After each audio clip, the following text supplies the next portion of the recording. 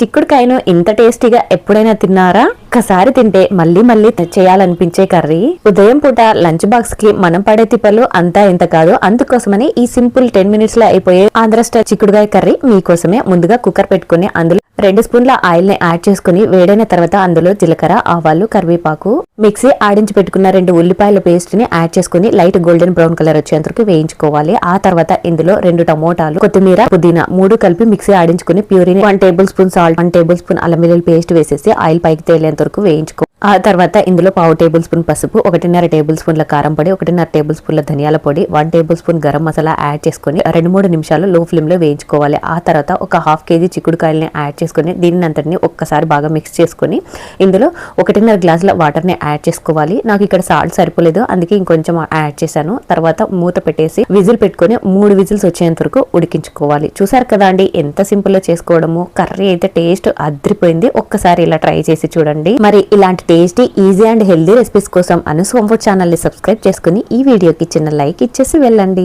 have a nice